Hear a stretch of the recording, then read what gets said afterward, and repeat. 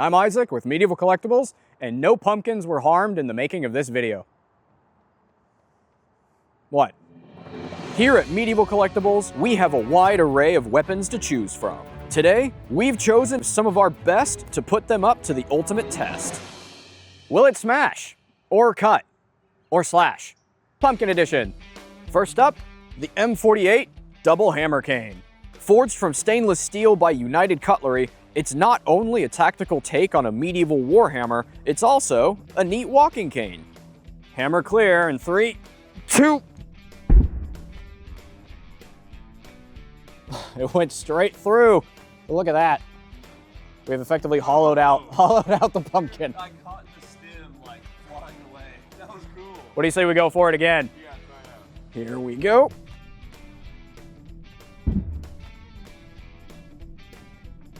There we go.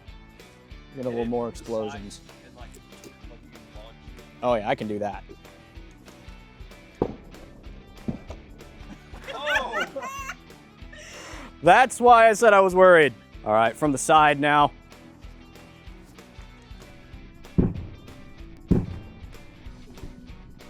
Woo! Just a little off the top, I told my barber. This is what happened. One more, eh?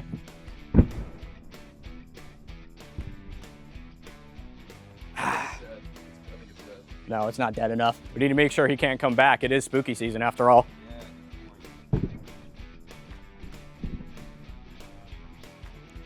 Now I think we're fine.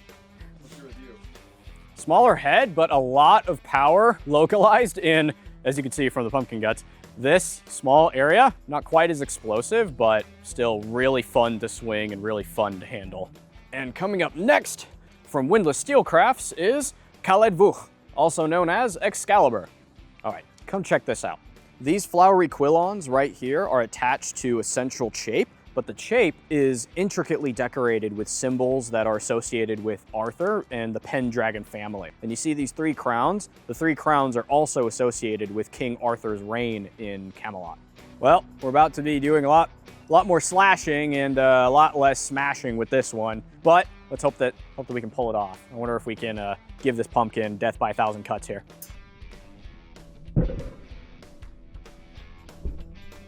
First cut, pretty good. I wonder if I can actually cut the stem completely off. What do you think? Right.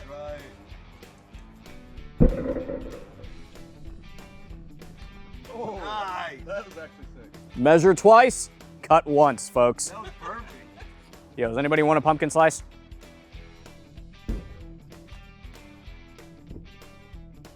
There you go. Ian, you hungry? Jackson, anyone? I already ate bread. You know what? Fine. Didn't want to give none to you anyway. You know what? I'll do it again.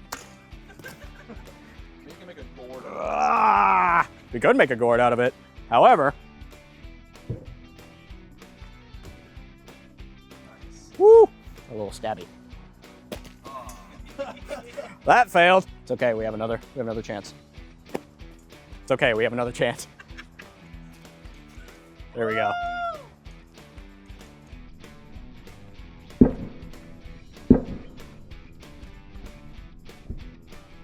What's your review on this? Very nice on the cut. It's got a very strong, solid spine to it. Very nice handling, despite being a 1.5-hand sword. I could use it with both. Use it with 1 hand, 2 hands. See, I've got a little bit of space left over, hence it is 1.5 hands. But I really like how it was rigid enough to get those nice explosions that we were looking for. And coming up next, we have the European bar mace. A truly unique weapon that's quite unlike anything else that we have. Even Dr. Oakshot commented on how strange this weapon is, as it only shows up in a handful of paintings from Italy during the late 14th century. 1 bar, 4 flanges, a simple and effective beat stick. I got some pretty high hopes for this one, and I think we're all looking forward to seeing what it can do. I did pull my punches there. I apologize. I'll give you a much better show this time. How about that?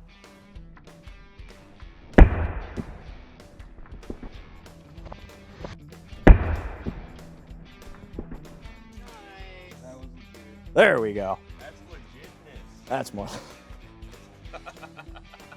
Don't mind Jackson. He's old.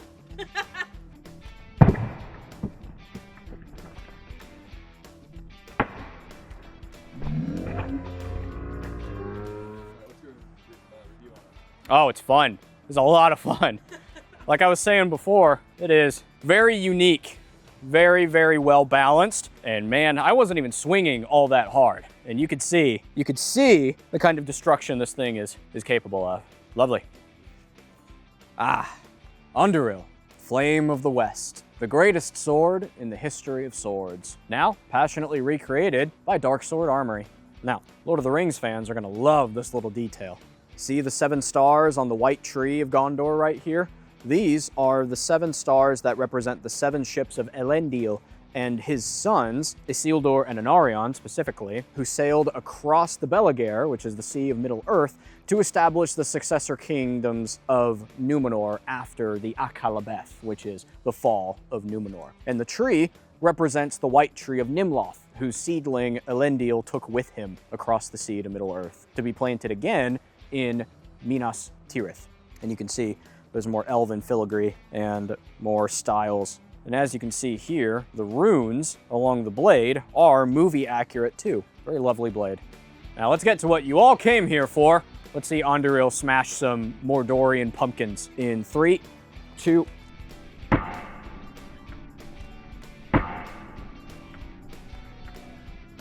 Oh, dude. That was perfect. That was insane. Sliced Sauron's head right off. Oh yeah. I guess his finger really. Or, for those of you who have watched Lord of the Rings, in the extended edition, the mouth of Sauron, his head just pops off. Let's see if we can slice another orc's head off with this one.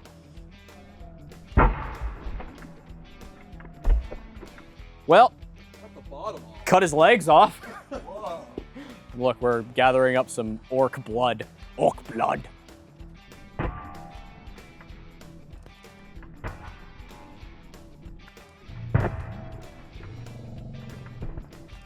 Dude. Talk about slicing ice. I'm telling you, this is quite possibly the best sword that we have. Quick review. The best sword ever. Nothing even comes close. Everything about it, from the cutting power, to the strength, to the balance, to the weight, even the handle right here. Nice two-handed long sword handle. Everything about it is just every Lord of the Rings fan's dream. And it should be, because it absolutely deserves it. 7 out of 7 ships for me. And last but not least, we have the iconic Viking axe from Dark Sword Armory. It's forged with a lower bite like real Viking battle axes. The leather wrappings on the haft allow for a nice and secure grip. Simple and effective, and exactly what we need for pillaging the last of this pumpkin village. Time to send this pumpkin to Odin's Hall. It's Ragnarok for this poor pumpkin. In 3, 2... Oh, off with the stem again. Ah. Oh.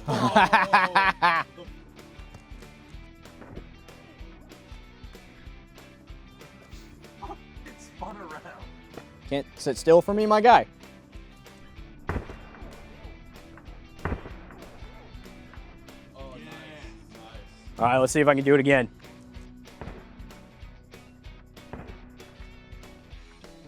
Not quite as smashy and as crushy as the hammer or the mace, but still a really nice armor-piercing option. And we've got that lovely, lovely bite right down here that just scythes back through it whenever I go to pull it out. Very nice weight, very simple and effective. We'll give this a 9 Viking ships out of 10. Well, we've gone through all of the weapons, but we still have more pumpkins to smash. So, time for some bonus rounds with my top 3 weapons, starting with the hammer.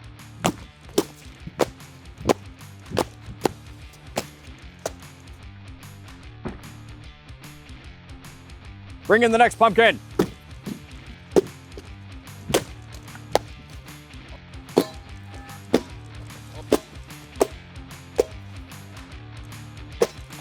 Sauron, coming for you. All right, folks, I wanted to introduce to you Le Pumpkin. This is what we call modern art. If you know, you know. In fact, this is actually prettier than most modern art, and I'm about to destroy. Think of that what you will.